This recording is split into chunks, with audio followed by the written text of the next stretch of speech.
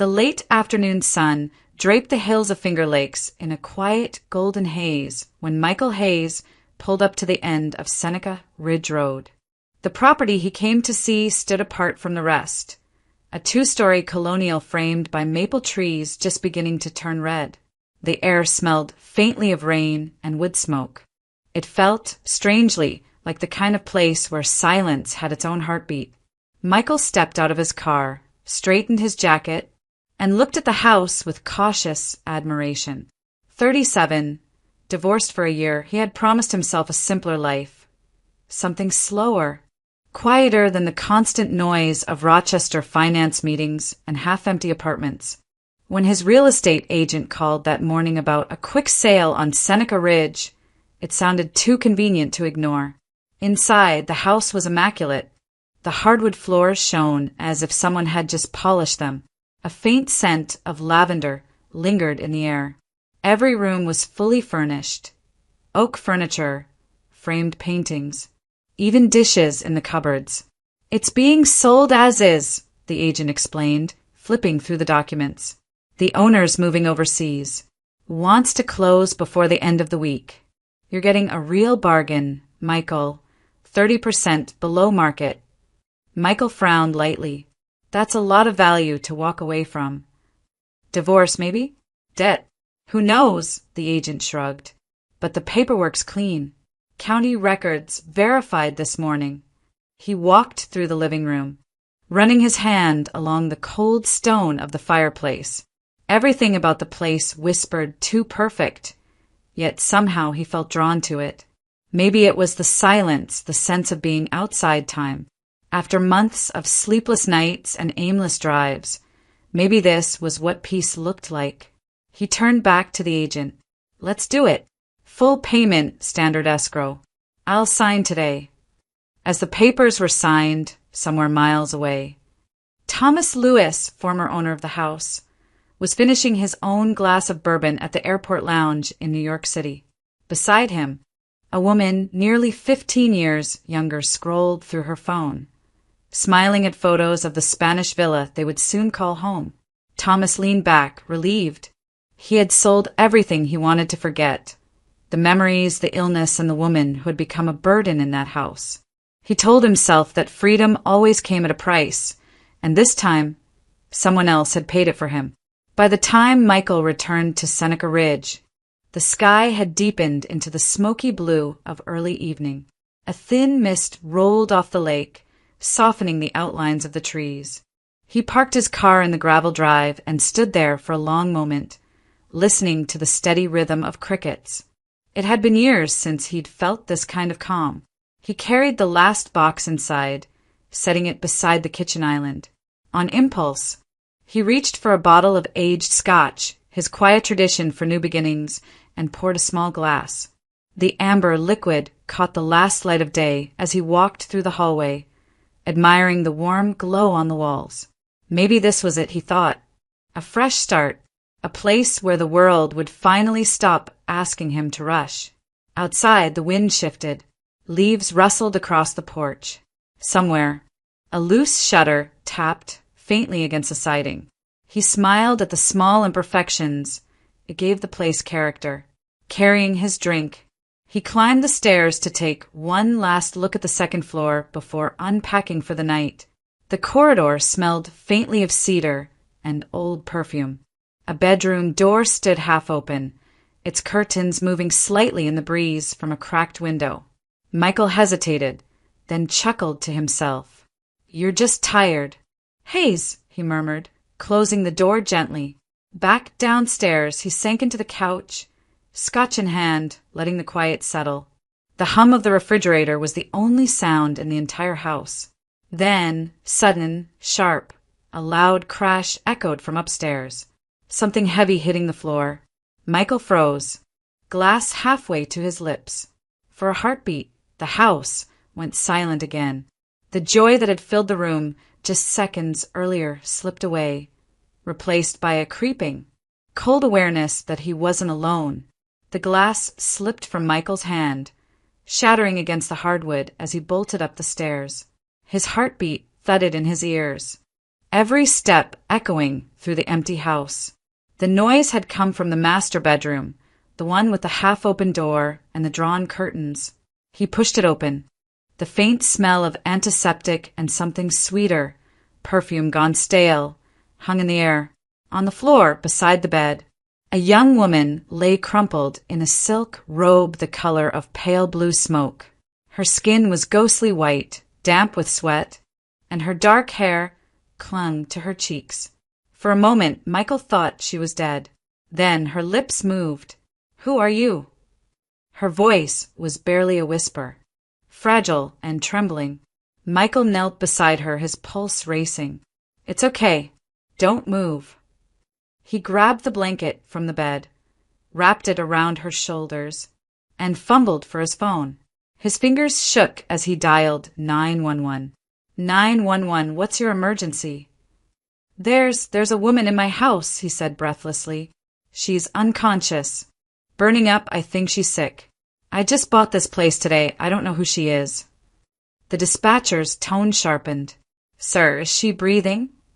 Yes, barely. Please hurry.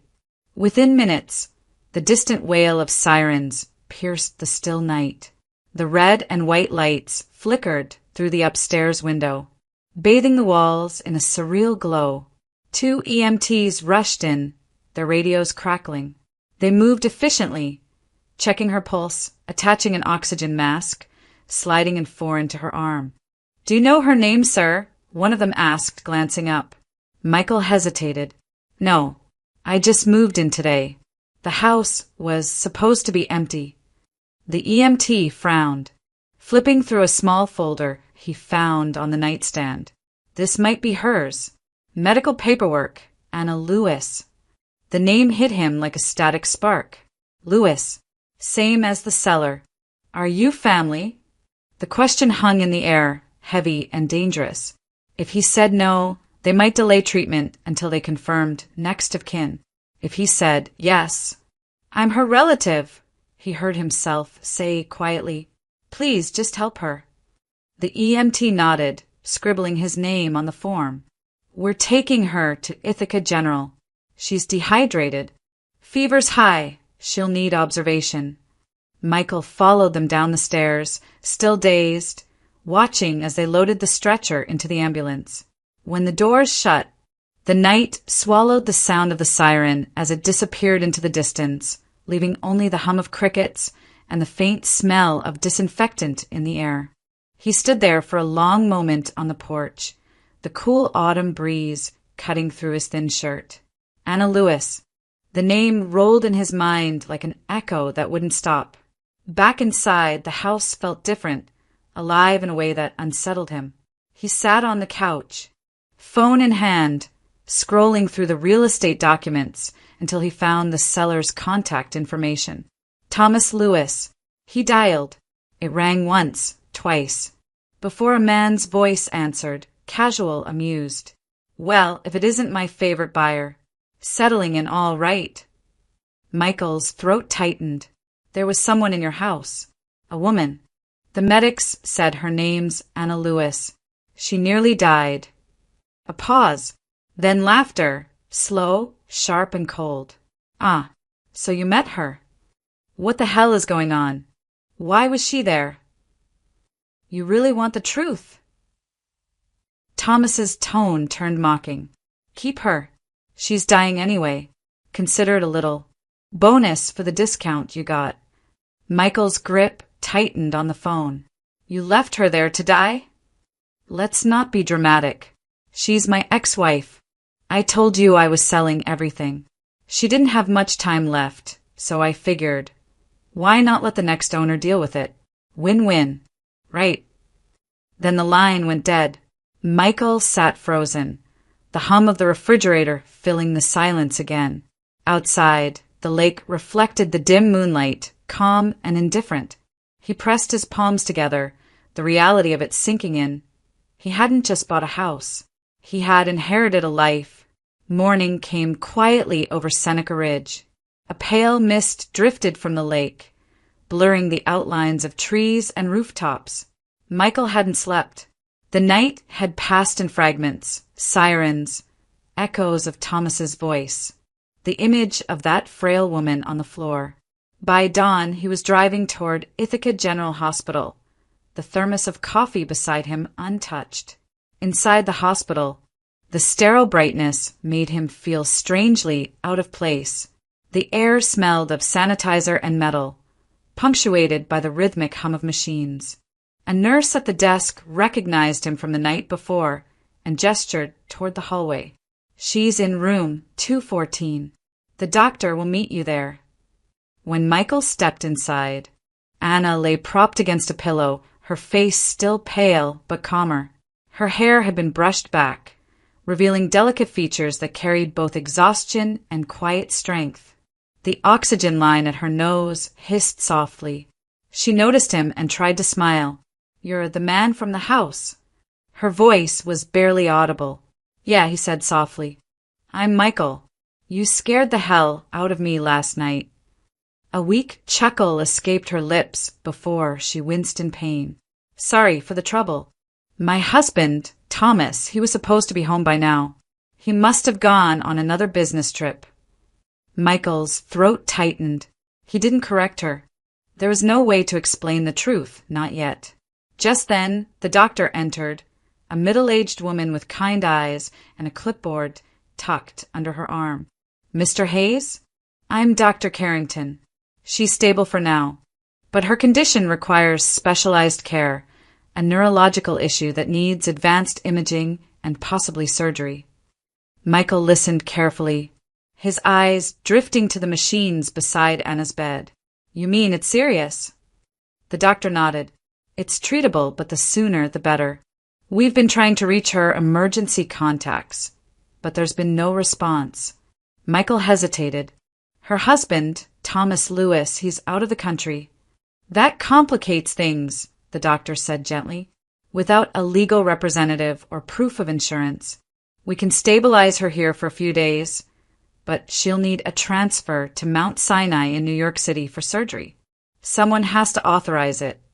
He looked at the fragile figure lying under white sheets, her hand resting loosely against the blanket. Anna met his gaze with quiet embarrassment. "I'll be fine," she murmured. "You don't have to stay. I'll figure something out when Thomas gets back." Her tone, soft, resigned, painfully polite, hit him harder than anger would have. She wasn't expecting anyone to stay. She'd already accepted abandonment as normal. Michael felt something twist deep inside him. For a moment, he saw another hospital room. 2 years ago, his father dying while his ex-wife scrolled through her phone, asking when they could wrap this up. The memory burned, vivid and ugly. He looked back at Anna. "You don't have to apologize," he said quietly. "You didn't do anything wrong." Her eyelids fluttered. "Still, thank you for calling the ambulance." Dr. Carrington handed him a clipboard. "If someone doesn't take responsibility for her transfer soon, she may lose her window for surgery. You can decline, of course. I just need an answer by tomorrow." Michael stared at the papers. Lines of legal text blurred before his eyes. Liability, consent, financial guarantor. The words felt heavy, final. He wasn't family. He wasn't even supposed to be here. But when he looked at Anna again, pale and small against the hospital bed, the decision was already made. He exhaled slowly, took the pen and signed. "I'll handle the transfer. Do whatever she needs." The doctor nodded. "You're doing the right thing." Maybe. But as Michael walked out into the crisp autumn air, he wasn't sure what right meant anymore. He had come to Seneca Ridge seeking peace. Now, he was signing hospital forms for a stranger who had no one left. 2 days passed in a blur of hospital corridors, muted announcements, and the soft beeping of monitors. Outside, the autumn leaves had already begun to fall, swirling across the parking lot like small flames. Inside, Michael sat in the waiting area with a cup of burnt coffee gone cold in his hands. He hadn't been home since that night. Sleep had become a distant concept. When Dr. Carrington came by for morning rounds, she offered him a tired smile. She's holding steady. The fever's gone down, and she's responding to medication. But the underlying condition hasn't changed. Michael nodded. You said it's neurological. The doctor hesitated, then motioned toward her office. Let's step inside. Behind closed doors, she opened a thin file and placed it on the desk between them. It's not my place to share full medical details without consent, she began carefully. But since you're listed as her emergency contact for now, here's what I can tell you. She has a degenerative neurological disorder, something that affects coordination and balance. The good news is with surgery and rehabilitation, her chances of recovery are strong. He exhaled slowly, part relief, part dread. So it's treatable. Yes, but she'll need advanced care, Mount Sinai or Columbia. Local facilities aren't equipped for this. Michael stared at the chart, numbers, scans, medical jargon that meant nothing to him, yet everything about it made his chest tighten. How long has she been like this? The doctor flipped a page. Months, possibly a year. She must have been deteriorating slowly. I can't imagine she was living alone. She wasn't, he thought bitterly. She was dying next to a man who was already planning his escape. After the meeting, Michael found the hospital's case manager and explained the situation, without mentioning the grotesque truth about the house sale. The woman was cautious but kind. You can apply to act as her temporary sponsor, she said. It's a legal arrangement. You'll have limited decision-making rights, enough to approve her transfer or cover immediate expenses until family is located. He nodded. Let's do that. There was a form, then another, and then more signatures than he'd ever placed on a mortgage. When he finished, he felt the weight of it settle in his chest.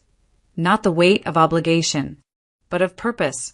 That afternoon, he visited Anna's room again. The sunlight cut through the blinds, painting soft stripes across her face. She was awake this time, her eyes clearer than before. Hey, he said quietly. How are you feeling? Better, I think. She tried to smile. The doctors are kind. For a while, they talked about simple things, books, autumn, the smell of rain outside the hospital windows. And then, as if something inside her loosened, she spoke. I met Thomas when I was 22, she began softly. My mom had just remarried. I was lonely, trying to find my place again. He was charming, older, confident, the kind of man who made decisions for you and convinced you it was love. Michael listened, saying nothing. We married fast. The house on Seneca Ridge was supposed to be our fresh start, but not long after I got sick. He said it was stress, that I should stop teaching. Rest more. And then one day, he just stopped looking at me the same way, as if I'd turned into a responsibility he didn't ask for. Her voice trembled. He told me once that I ruined his life. I thought he didn't mean it, but maybe he did. Michael's stomach turned cold.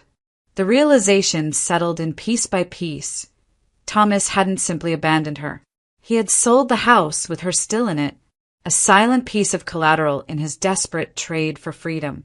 He looked at her, this fragile, dignified woman who still tried to smile through the wreckage, and felt anger rise like a storm he couldn't contain. Anna, he said gently, you're not alone anymore. I'm getting you the help you need. Her eyes flickered with confusion, maybe even fear.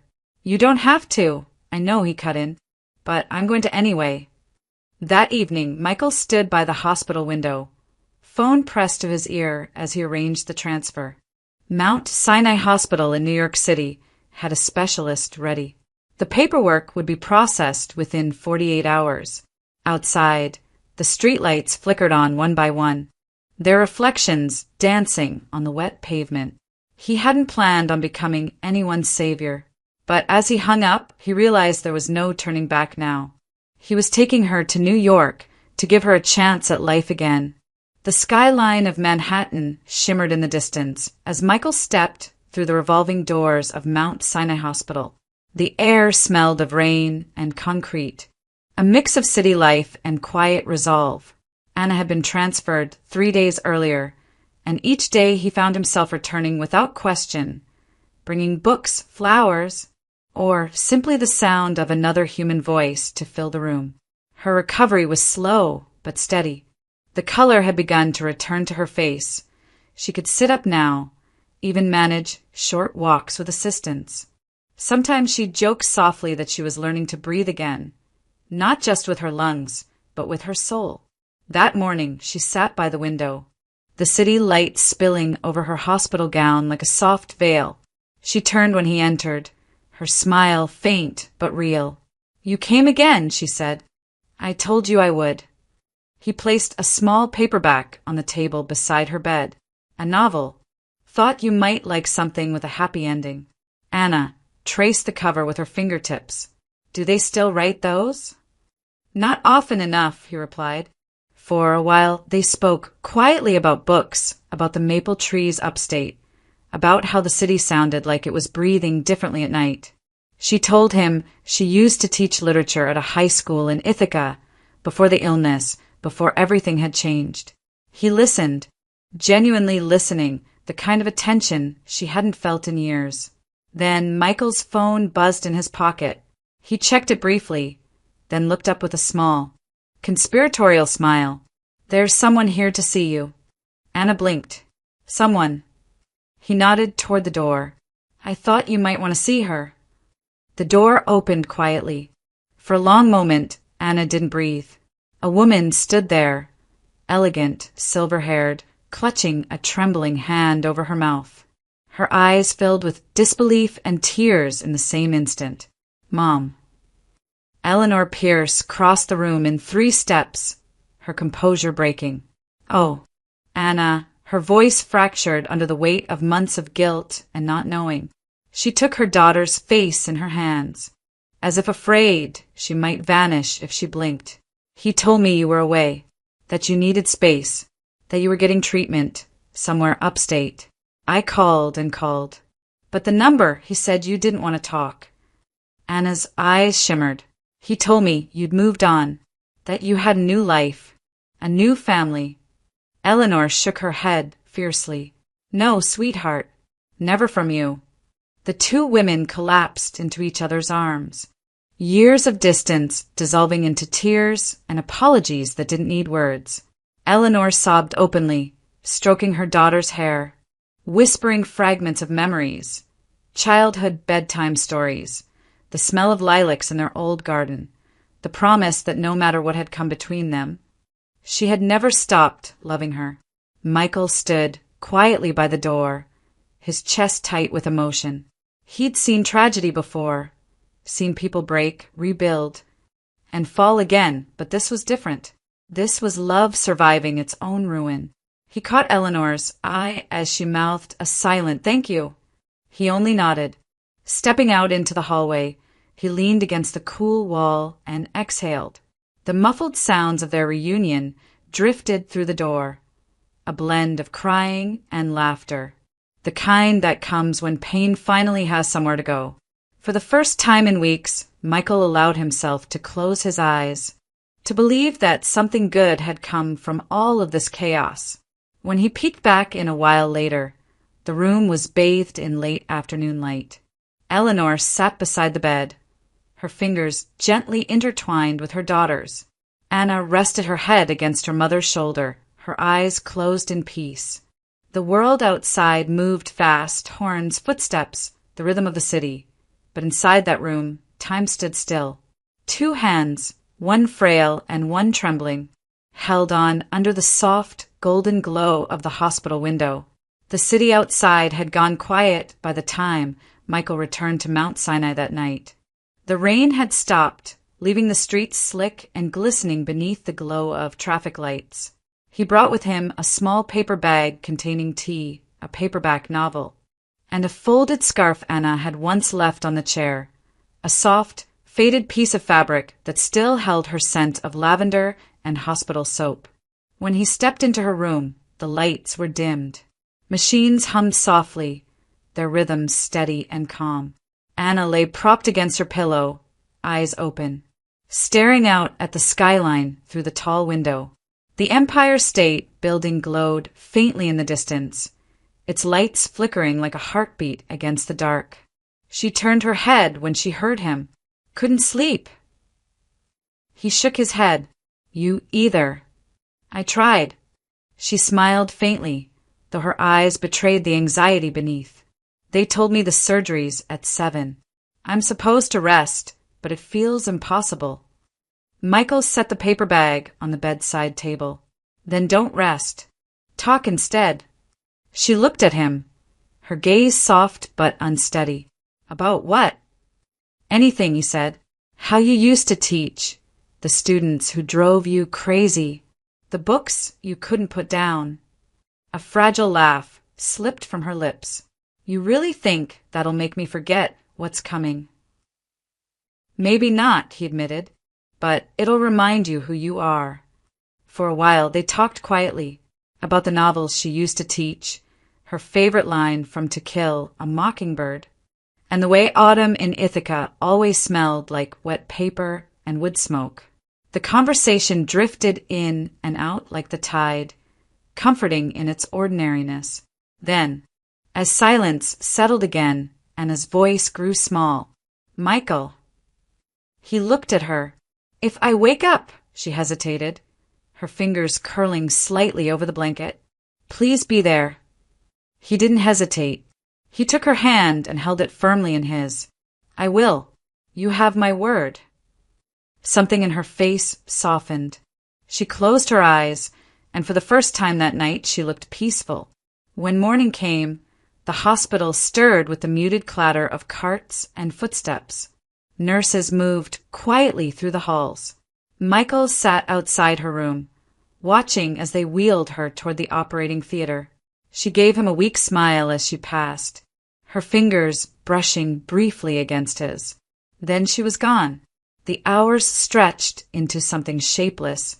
Michael found himself pacing the corridor, his thoughts spiraling. Every time the door opened, his head snapped up, hoping, fearing. He tried to read, but the words blurred. Tried to drink the hospital coffee, but it turned to ash on his tongue. He sat again. The scarf lay across his lap, soft and weightless, yet heavy with meaning. He rubbed it between his fingers, focusing on its texture to keep his mind from fracturing under the weighting. At one point, Dr. Carrington passed by, offering a brief, reassuring nod before vanishing through the double doors. And still, the clock on the wall refused to move any faster. By the 4th hour, Michael leaned back in the chair, staring at the ceiling tiles. His chest ached with a tension he couldn't name. Fear, exhaustion, devotion, all tangled together. He thought about how strange life was, how it could hand you someone else's tragedy and ask you to carry it until it became your own. Finally, footsteps approached. The doors opened. Dr. Carrington appeared, her surgical cap still on, a tired but unmistakable smile on her face. She made it, she said simply. For a moment, Michael couldn't breathe. The words took a second to sink in, and when they did, he exhaled shakily, a tremor running through his entire body. Relief washed over him in waves, raw, quiet, overwhelming. He pressed the scarf to his forehead, eyes burning, a broken laugh escaping him. Thank God. Dr. Carrington placed a gentle hand on his shoulder. You can see her soon. She's resting. When she left, Michael stayed where he was, staring out the window at the gray morning sky. In that stillness, he realized something he hadn't felt in years, something pure and disorienting. Sometimes saving someone else feels like finding yourself. The snow along the Finger Lakes had melted into ribbons of silver water by the time Anna took her first unassisted step. It was early spring, crisp air, bright mornings, the kind that smelled faintly of pine and rain-soaked soil. The rehabilitation center overlooked the lake, a modest place surrounded by birch trees and budding lilacs. From her window, Anna could see the water shimmering like glass, rippling softly under the touch of wind. Michael had found the center himself. refusing to let her recover in the impersonal coldness of a city hospital. "You'll heal faster where the air feels alive," he told her. And so, he came every day after work, sometimes with coffee, sometimes with wildflowers he'd picked from the roadside. At first, their visits were quiet. She'd sit wrapped in a blanket on the terrace, and he'd read aloud from her favorite novels. But as the days lengthened and her strength returned, their conversations began to stretch into laughter. One morning, she teased him for his habit of organizing the magazines on the side table by color. "You're hopeless," she said, smiling as she balanced herself on the parallel bars. "Order is underrated," he replied, watching her take another careful step. "Besides, someone has to keep this place civilized." Her laughter was small, but genuine, the kind that carried light into corners long left in shadow. As weeks passed, color returned to her cheeks. She began writing again, at first short reflections in a notebook Eleanor had brought her, then full pages of stories, small fragments about courage, memory, and second chances. Writing, she said, made her feel like herself again. Eleanor visited often too. She would bring homemade soup and books from Anna's old apartment, setting them gently by the bedside. One afternoon, as Michael was leaving, Eleanor stopped him near the door. "You know," she said softly, her voice trembling just enough to betray her emotion, "I don't think I'll ever find the right words to thank you." He shook his head. "You don't need to." But she persisted. "You brought my daughter back. Not just her body, her spirit. She used to love life like this, before she forgot how." Her eyes glistened. Michael could only nod, humbled by the sincerity in her voice. "She did the hard part," he said quietly. Still, Eleanor smiled in that knowing way only mothers do. Sometimes we just need someone to remind us that we're worth saving. Later that week, Anna asked him to walk with her outside. The day was unusually warm for early April. The path behind the center wound down to the lakeshore, where cattails bent lazily in the breeze. She leaned on his arm at first, but soon she let go, testing her strength. "You're getting faster," he said. "I'm getting stubborn," she corrected him, grinning. They stopped by the water's edge, where sunlight broke across the surface like scattered gold. She closed her eyes and tilted her face toward the sky. "You can hear it, can't you?" "Hear what?" "Life," she whispered. "It's loud once you stop being afraid of it." For a long moment, neither of them spoke. The only sound was the lake's quiet rhythm, the steady pulse of something new growing between them, something fragile but real. That evening, as the sun dipped behind the hills, Michael sat beside her bed, hands folded loosely in his lap. "I have to go back to Rochester for a few days," he said. "Work's been waiting longer than it should." Her smile faltered slightly, though she tried to hide it. "Then take care," she murmured, her voice soft as the fading light, "until you come back." He paused at the door, meeting her gaze one last time. The room was washed in the warm glow of twilight, the scent of lilacs drifting through the open window. "I will," he said, and for the first time in years he truly meant it. The first snow of the season arrived early that December, blanketing the hills around Seneca Ridge in a soft, silent white. Michael's house, once hollow and haunted by memory, now glowed with warmth and laughter. A fire crackled in the stone hearth, and the scent of cinnamon and pine drifted through the air. Strings of golden lights framed the windows, where the snow outside shimmered like falling stars. It was Christmas Eve, and for the first time in years, the house was alive again. Eleanor sat near the fire, her hands wrapped around a cup of mulled cider, smiling as she watched her daughter laugh across the room. Anna stood beside the piano, her hair loose over her shoulders, her cheeks bright from the warmth and wine. The room was filled with friends from the rehabilitation center, neighbors, and a few of Michael's colleagues who had driven in from Rochester. He had spent months restoring the old place, refinishing the floors, repainting the walls, and repairing the broken banister at the top of the stairs. It was no longer a symbol of tragedy. It was home. When the clock chimed 8, Michael raised his glass, clearing his throat lightly. The conversation quieted, replaced by the soft crackle of the fire.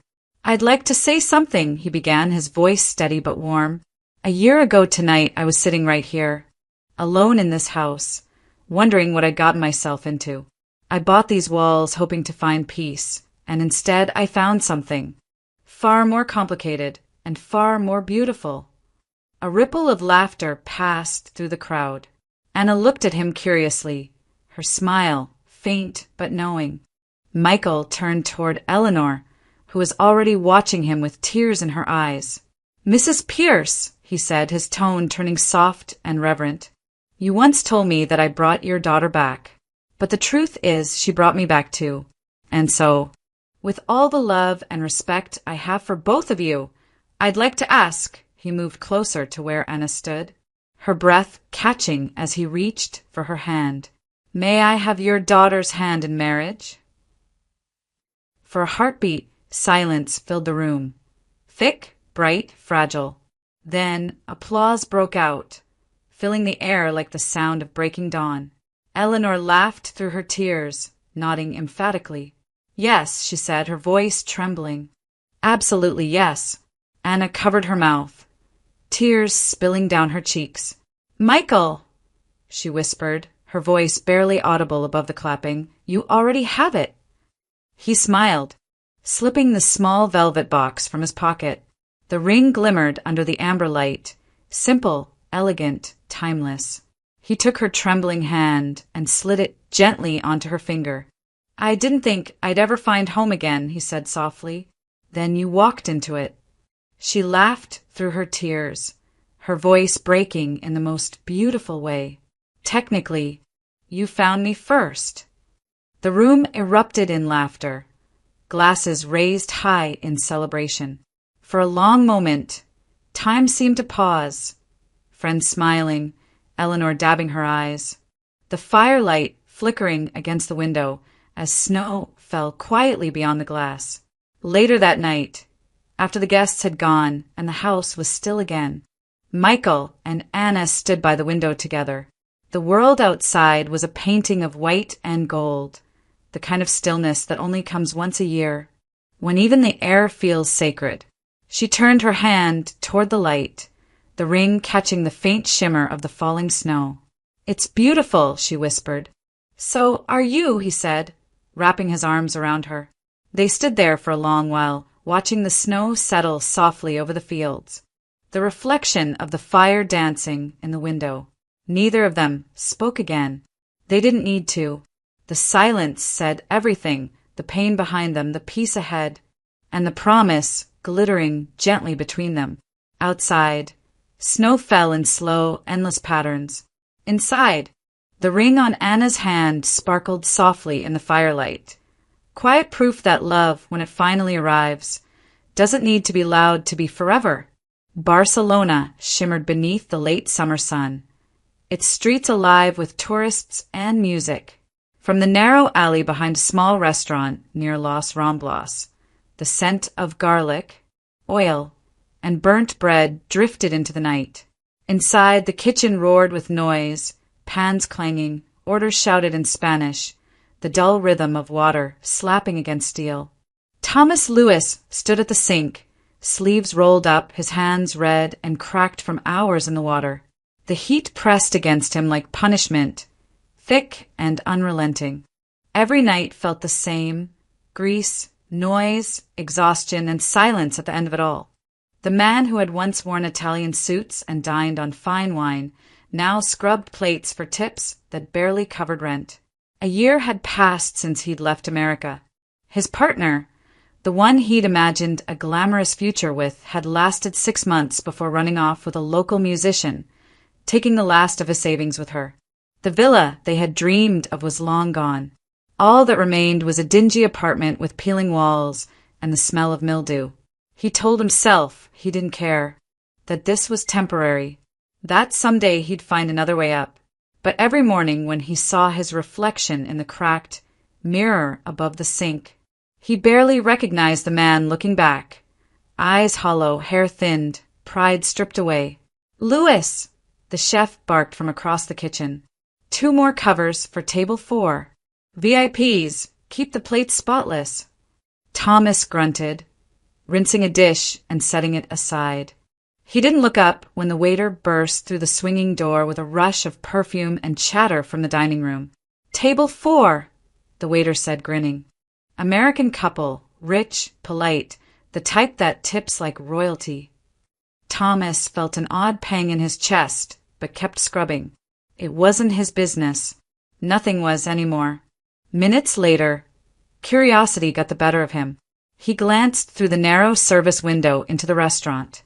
The room glowed golden with candlelight and crystal reflections. And there, at the center table near the window, sat a woman in a deep emerald dress, her hair swept neatly to one side, a soft laugh escaping her lips. Across from her sat a man in a tailored gray suit, his hand resting gently over hers. Thomas's breath caught. Anna. And Michael. He froze, every sound in the kitchen fading into a dull roar. His grip on the plate loosened, and it slipped into the sink with a soft clatter. The waiter looked back. "You okay, mate?" Thomas turned away, his face pale. "Fine," he muttered. "Just fine." He grabbed a towel, wiping his trembling hands, then reached for the cap hanging on the wall and pulled it low over his eyes. From his corner, he could see them clearly now. Anna leaned closer to Michael, smiling in that gentle way he remembered. Only now it wasn't the timid smile of a woman seeking approval. It was radiant, alive. Her movements were effortless, confident. She looked like someone who had built a new world for herself and left the ruins behind. Michael poured her a glass of wine, his expression calm, content, grounded. Together, they looked every bit the picture of grace and peace. Thomas stood there, watching the life that could have been his but never was. His throat tightened as shame crept up, slow and merciless. He turned his back to the window, focusing on the sink, scrubbing harder than before, as if the noise of it could drown out the sound of his own conscience. When the waiter came in later to drop off their plates, he whispered, "The Americans at table 4, nicest people I've met. They said the food was wonderful." Thomas didn't answer. He just nodded, his shoulders rigid. As the night wound down and the restaurant emptied, he finally dared to glance up once more. Through the glass pane, he saw them standing, putting on their coats. Anna turned briefly, her eyes meeting his through the reflection in the window. There was no anger there, no triumph, no vengeance. Only quiet acknowledgement. Then she looked away, slipping her hand into Michael's arm as they stepped into the cool Barcelona night. Thomas lingered by the sink, staring at the window where their reflections had vanished. His own face stared back, tired, unshaven, eyes rimmed with red. He touched the glass, his fingertips tracing the faint outline of where she had stood. For the first time, he didn't curse his luck or the world or anyone else. He just stared, realizing he no longer recognized the man in the reflection. The lights flickered, then went out, leaving only the faint hum of the refrigerator and the echo of what he'd lost. The Pacific shimmered beneath the late afternoon sun, its waves curling toward the shore in slow, rhythmic breaths.